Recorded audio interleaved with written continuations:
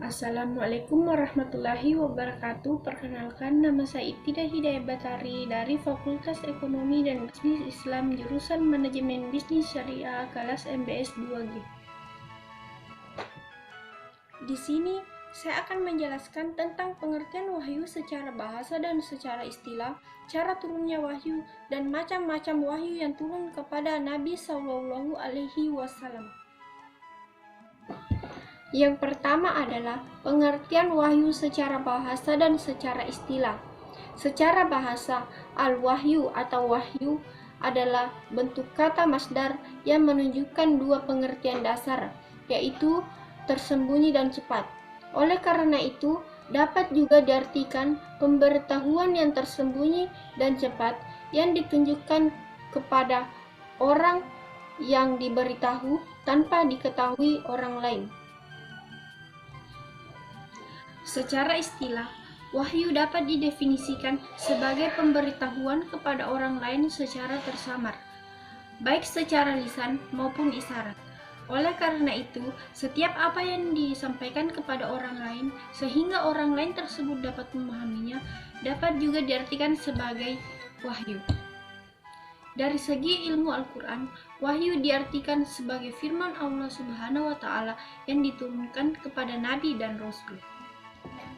Selanjutnya adalah cara turunnya wahyu. Yang pertama adalah dengan cara pemberitahuan secara langsung, secara wahyu ke dalam hati atau jiwanya mengenai sesuatu pengetahuan yang ia sendiri tidak mampu menolaknya dan tidak sedikit pun meragukan kebenarannya. Contohnya seperti ketika Nabi Ibrahim alaihissalam menerima wahyu untuk menyembelih putranya sendiri, Ismail.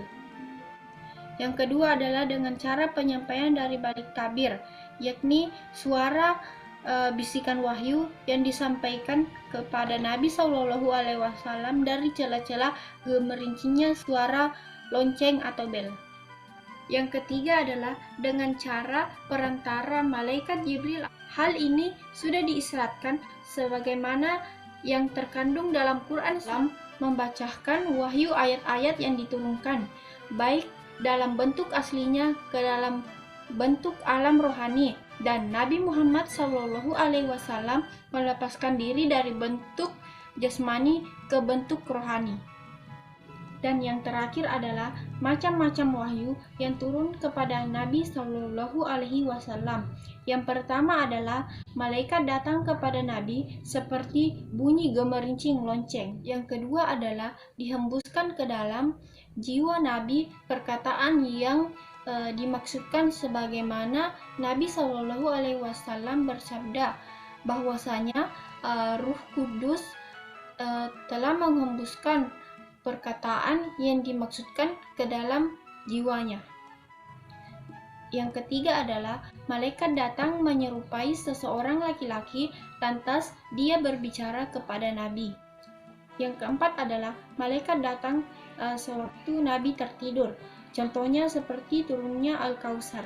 Yang kelima adalah bahwa Allah berbicara kepada Nabi dari belakang hijab, tabur, baik dalam keadaan sadar terjaga pada waktu malam Isra maupun Nabi tertidur.